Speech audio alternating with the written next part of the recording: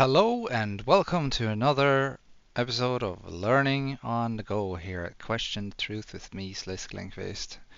And the video title, as you can see, is The Year of What? Linux. Yeah. And this is part 0, which is in the beginning. It's just some talks about, I'm just gonna rant about Linux for a little while. So, I don't mean a little while. I'm not gonna make this super long video about stuff and things. I started to use Linux when I was 17, and I've been back and forth on between Windows versions like Windows 95 and 98, and then XP, and I've been through of all of the Windows versions since 98 up until Windows 11, and I've used Windows 11 too. But yeah, they started to switch it around and change it so much that it's unbearable to be in. It's like, and there's so much telemetry that is unnecessarily being taken and sent up uh, to Microsoft. So I'm pretty sure myself that there are things that they are doing that people don't learn about. So like TikTok is also a platform that does things that people don't really gather. So like if you go back to how many here did play like Pokemon Go? I didn't.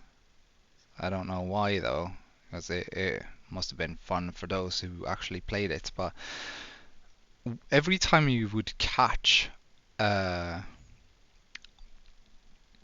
a Pokemon, like so you would have the app on, you would film things, and then you would send up pictures to a server, and those pictures were without any Pokemons or interface and stuff like that. So yeah, the Pokemon Go team, they had they did two things at the same time. They gave people a game, and then they got photographs of basically all locations of the planet, basically, wherein people were actually playing Pokemon Go. And they made a map out of that. That was their ulterior motive. They created a map and they placed Pokemons wherever they wanted to, well, have their so wherever they needed a new image or it's like update an area or such. It's totally bonkers that to think that a game had uh, a whole other behind the scenes operation going on. It's like the same goes for when you think about TikTok. So they are most definitely training AI. And yeah, they're also using a lot of a lot of so like the coins, they cost more than you get back if you earn coins.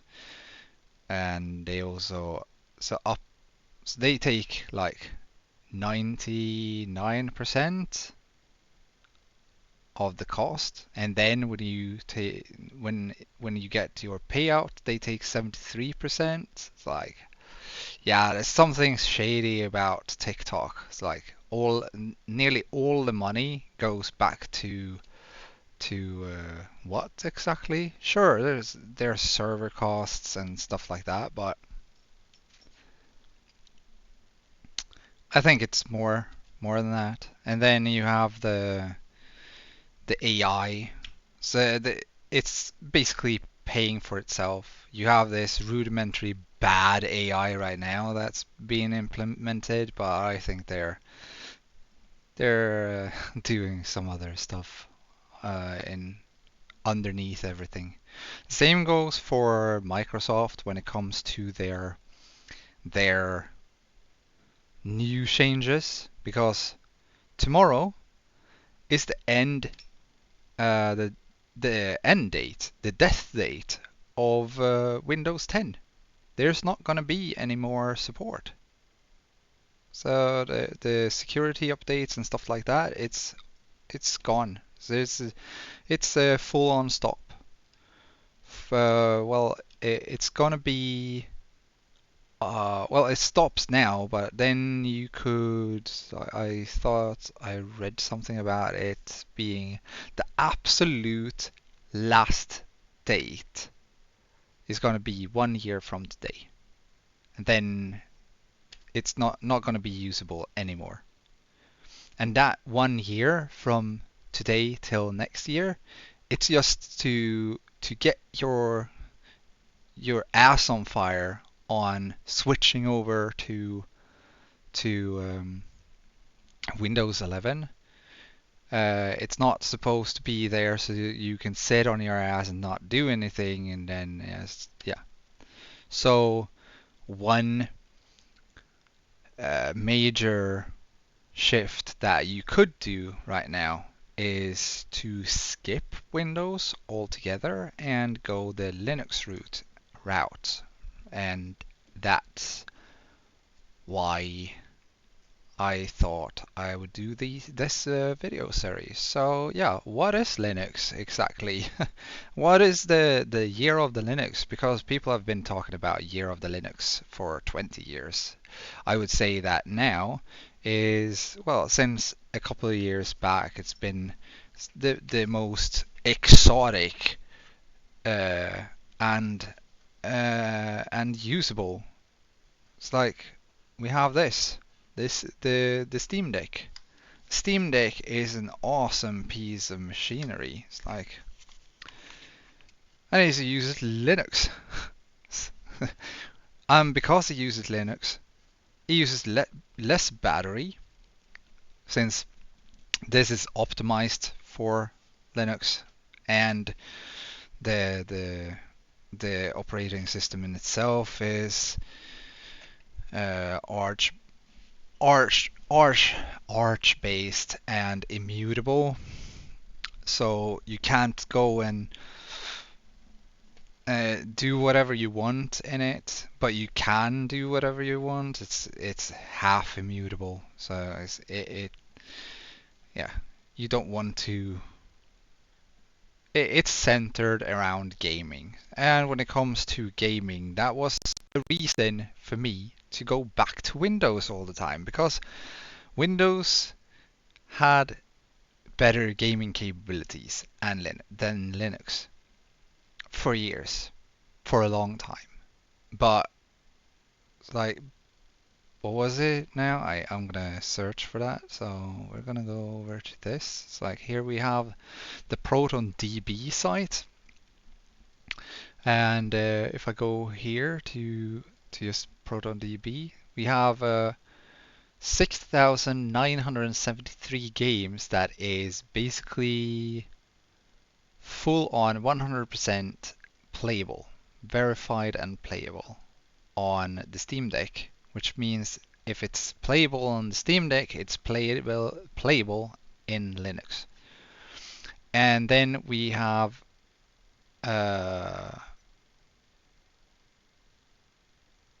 the verified or playable. So it's like this number here plus the playable games. And it's a big title. It's like to be able to play nearly 23,000 games from day one of switching to Linux. Like that's basically unheard of. It's like here you have basically native on Linux. There's a lot of native titles. Uh, since Linux also has another way of using resources, some of the games actually run faster under Linux than it would under Windows. So not all, but some. It's mighty big titles, some of them too. Um, you have native, then you have platinum, gold, silver, bronze, and then you have borked.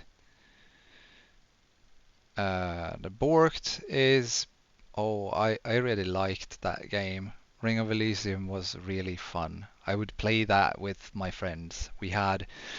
It was such a boring game to play as you should play it, so we had our own rules. There's a I So we were two people. We were like, we should come up with new rules. So we're gonna set up rules.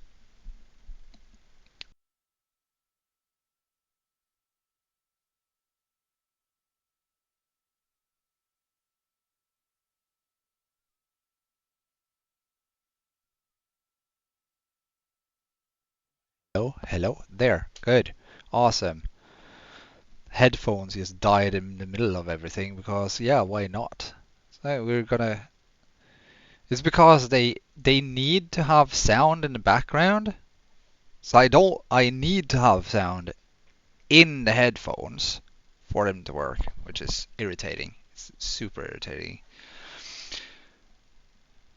Anyway, when it comes to Ring of Elysium, it's basically like Counter-Strike in a way.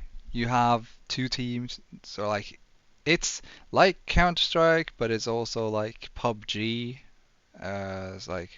It's a battle royale kind of game. But me and my friends, we used to be like four people, and we would play Ring of Elysium our with our own style. Basically, we would have like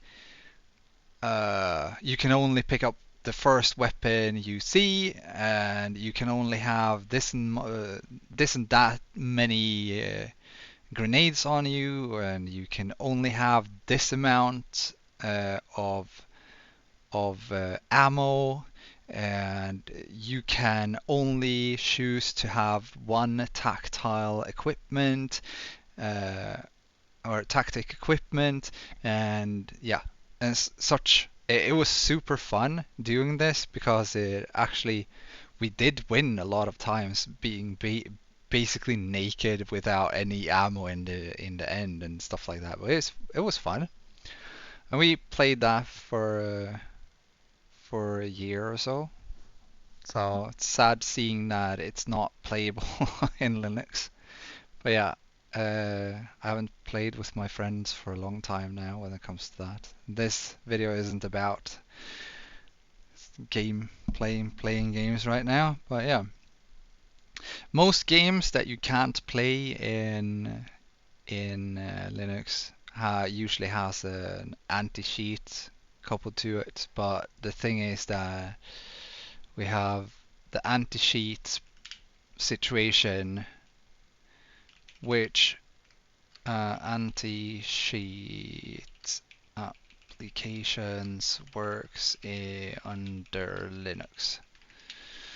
So we have WAC, which is Steam's own Valve anti-cheat, and then we have the EC anti-cheat, which is very common.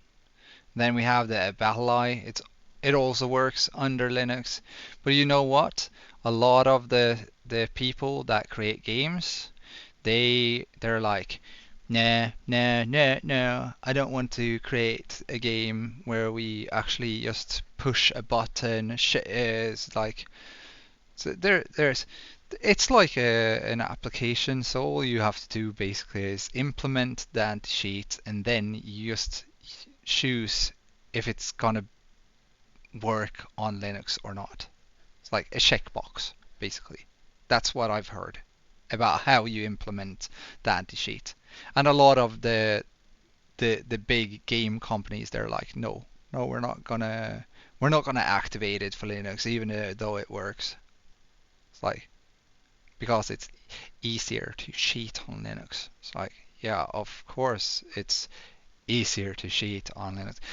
I would think that it would be smarter of all companies to just have a server for cheaters and then skip the anti-cheats, because the anti-cheats they use a lot more resources on the computer, and also the implementation of them for the game companies is basically the only reason they have it. The anti-cheats are so are usually like, yeah, it's expensive. They could have lived without it if they just served the cheaters too with their own little box to play in. Here, have all the cheats you want implemented in the game. Game UI, just open it like this and start doing this and this and this, and you can have those like meme sheets and stuff like that. Fun. Yeah. And you can start your rooms and have your fights and do whatever you want. But then, if you go over to the normal ones, don't cheat. It would also kind of make the cheat companies go kick the bucket, basically, because people wouldn't go out and download shady Russian cheats, which is usually like a backdoor virus anyways. So yeah, don't cheat, don't use cheats, don't buy cheats, because it's just a backdoor into your computer, and all your information is going to be stolen. It's like same with downloadable games. Don't download games. So for the same reason, because the it's like the hacked exe files or the hacked game files, they usually have some backdoor entry stuff added to it, so that when you start the game, some other service starts too, and it starts sending information from your computer to a server, but you will not notice it because you just started the game and you just accepted that this needed an internet connection, even though the exe file shouldn't need an internet connection. It's like, and stuff like that. So yeah. So yeah, Linux. What is Linux? Linux is a kernel. It is the layer between like the the user environment and the hardware. That's the Linux kernel. So that's Linux. So the other thing, the other stuff, that's GNU. So it's like open source applications which people create, and that's why we say I use GNU Linux because yeah, because that's the right definition. It's not Linux. It's like it's GNU Linux. Linux is the kernel, and it's a small file that acts as, so like, when you sit in Windows, you buy a pair of new headphones or something like that. What do you do then after when you start Windows? Yeah, you put in the CD or download the freaking drivers for it, because otherwise it won't work. That's basically Windows. So Windows in a nutshell. It's like work slowly, work like it's 1999. It's like nothing's new on Windows. The only thing that's new on Windows has been new on Linux for ages. It's like when Windows started to implement like uh, virtual desktops, Linux had it for like 25 years. When Windows implemented their own app store, well, Linux have had their app stores since Linux began. It's like, so, or GNU Linux began. It's like, yeah, I will say Linux, even though it's not the right definition, because it's a combo package. Yeah, so Uh, so you're not right when you say just Linux, but you're not wrong either because, well, most people they think of the whole environment, even though it's just a small file that communicates between hardware and the visual layers. It's like the window composer and stuff like that. So, um, yeah, Linux Torvalds was the person who created it because he disliked Microsoft. And everyone who dislikes Microsoft usually tend to uh, uh, hop on the GNU Linux route. So yeah, yeah. So games works on Linux. Most applications works on Linux. It's like we should take like a little here. It's like this is the in the beginning. So it's like we have the Linux distro chart chart Linux distro chart. Here we have the Linux distro chart. It's big. It's like it's super big. Like okay. So here we have like so some of the first Linux distributions. I started using Slackware Linux. So it was one of my favorites to use. It's like, and I started to use that in like somewhere in between here. It's like between 2001 and 2005 because I started off with other operating systems that doesn't really exist anymore. I think. I don't know. I haven't followed up on it, but yeah. So from Slackware, oh, I don't know what. Yeah. Well, anyway, Slackware is the grandfather to like a lot of different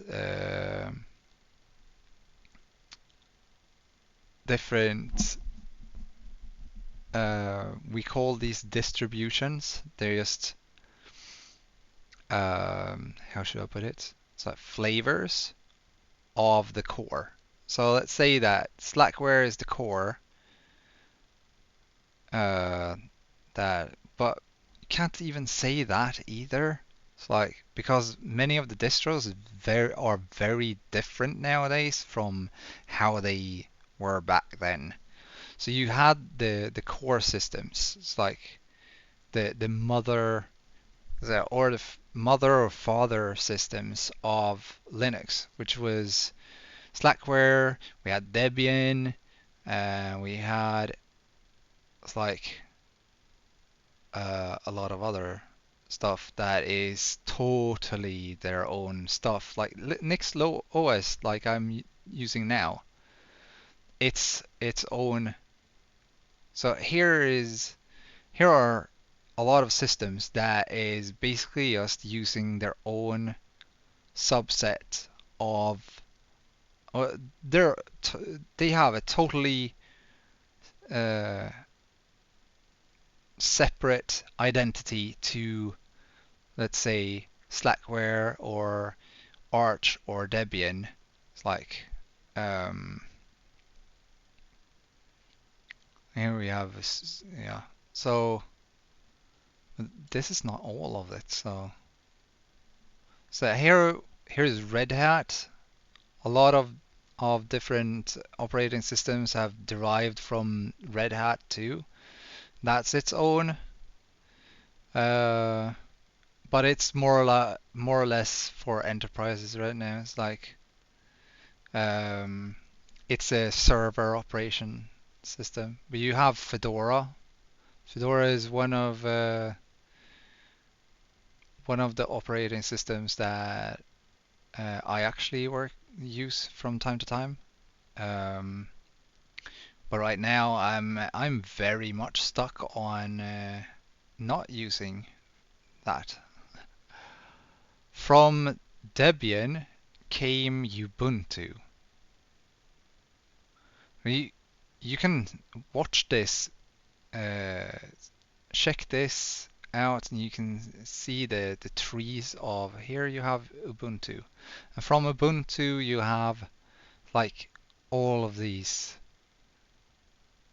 like different versions of Ubuntu. You also have other operating systems that's come from Ubuntu. But Ubuntu, yeah, here it's like Pop! OS is one of the big ones now.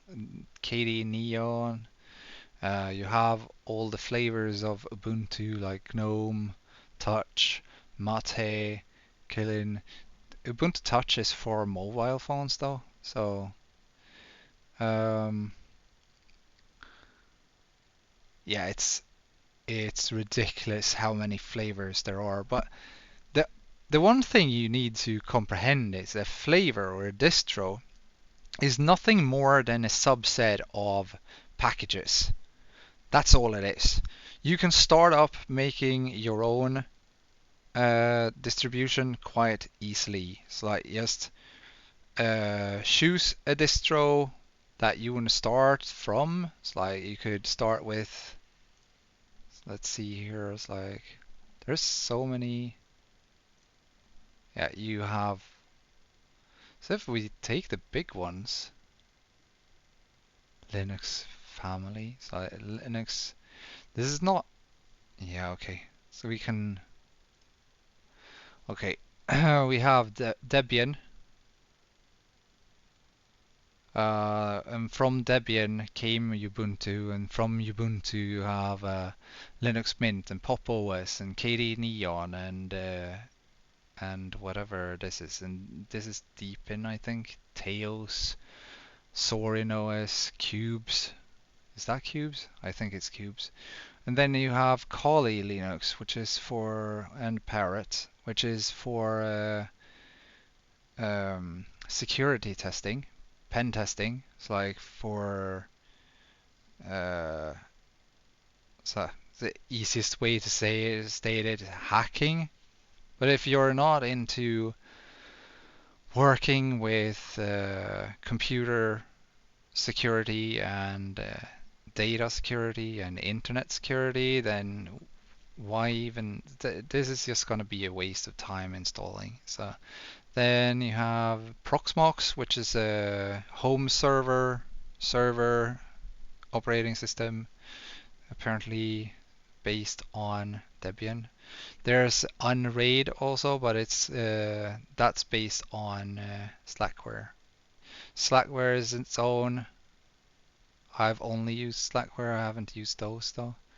So Slackware and then Unraid, and then you have Red Hat Fedora, so Red Hat, and then you have Fedora. Fedora as in Nubara is from Fedora. Then you have this, which is a direct derivative of Red Hat. Fedora is their testing launch for what to implement in Red Hat. So this is just the newest stuff that they can think of creating and adding to the system. Like here we have the other grandfather. So we have Debian, we have Arch, we have Slackware, and we have Red Hat. We have Gentoo, I don't use, but apparently Chrome OS is based on Gentoo. We have Android, which is its own, but it's using a Linux kernel, or it used a Linux kernel. I wouldn't say this is much of a Linux system anymore. It's something else entirely. So SUSE is based on Slackware, so that should be up in here. But this SUSE and OpenSUSE is more server related. I should say Alpine, and then you have Postmarket OS, which is a mobile operating system.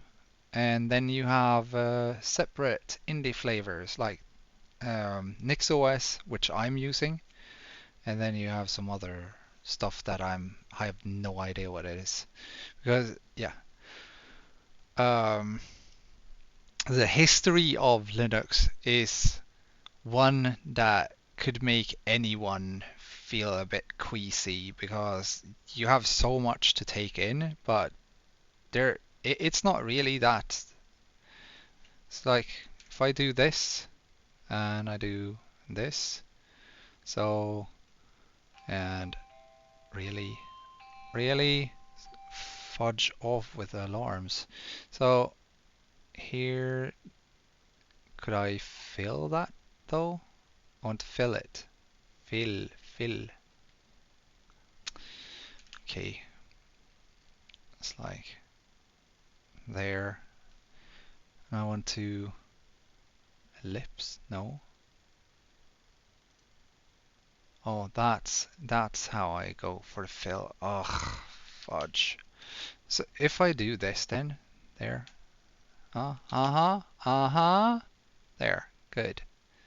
It's like the only ones that you actually for all of these. It's like there, fill. We can do this. It's like bam, gone. And then bam, gone. Because it's not interesting. And there, bam, gone. Bam, gone. And there you have bam, gone, bam, gone. Like this, bam, gone there. And then bam, gone there. There. This is basically what you need to, or need to, I would say, is like there. And we're gonna unfill. This is a grandfather system. It's very... You gotta be kidding me. It's not filming this? So, okay.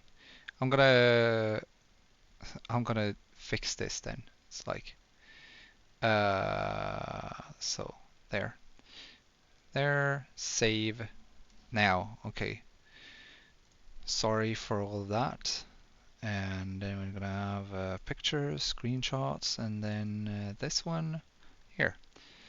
This, I fixed it.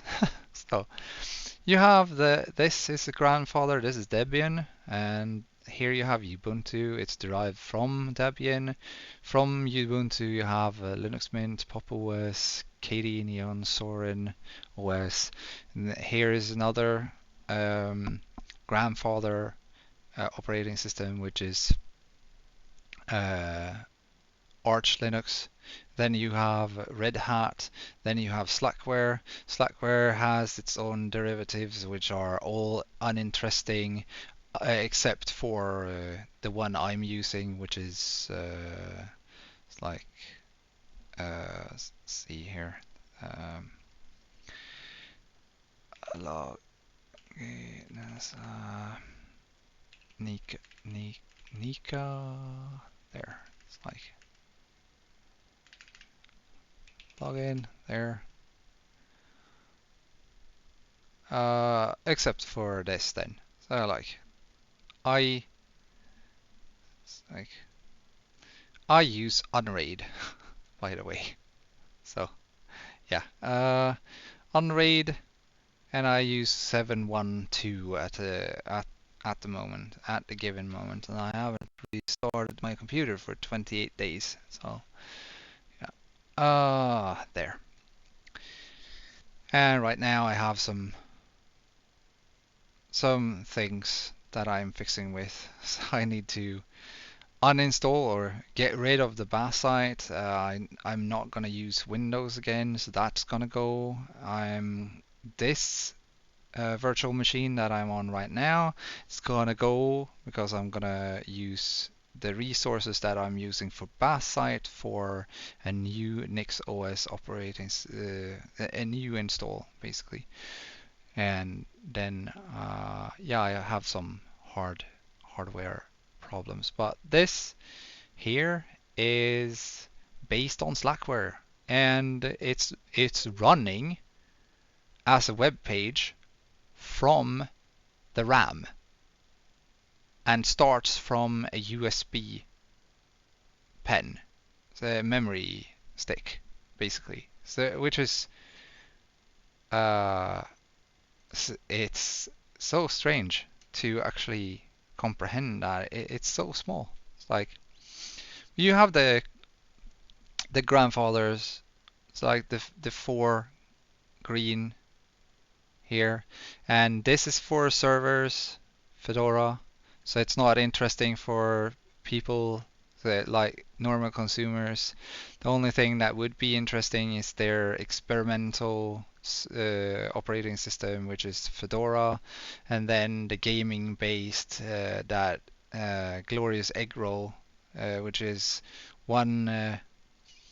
Which Glorious Egg Roll is a person who has been working on the side on updating uh,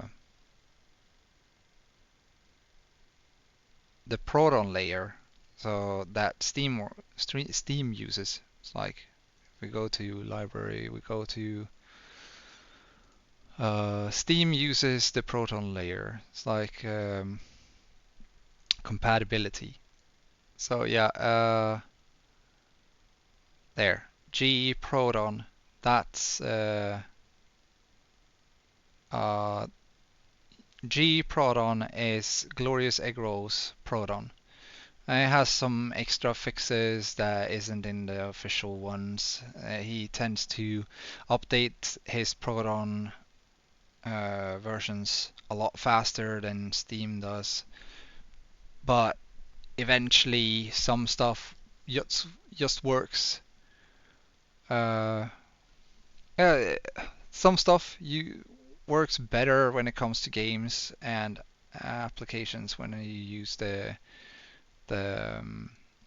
when you use the Glorious Egg Roll version.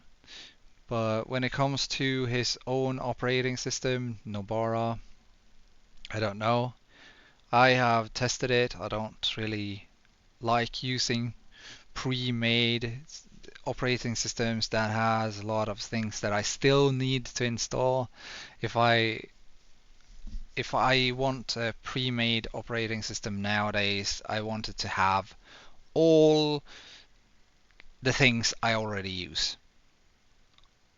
Or I'm just gonna make my own kind of distro. It's like, and that's why I'm on Nix OS right now, because I can't stand using it. But anyway, so for a beginner, a Debian-based system is always the to-go system, basically, or Fedora. So a beginner would be Debian or Ubuntu-based um, operating system. It's like, and Fedora. Now I'm talking about other stuff that I am supposed to be going into on a later occasion, and I'm up in 38 minutes now because yeah, that's so much for a short video, right? Yeah, but the history of Linux, it's remarkably big and interesting, even though it's super uninteresting because I just want to have a functional freaking operating system. So I don't really care about where it comes from or who did what and stuff like that.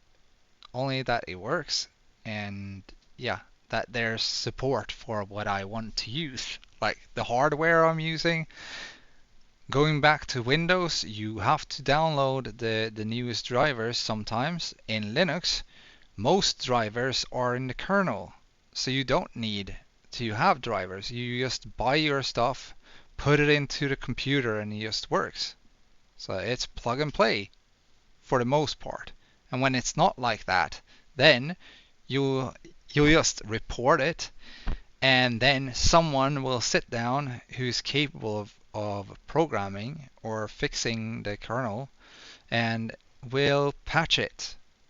till the next version of the kernel. It's like so yeah.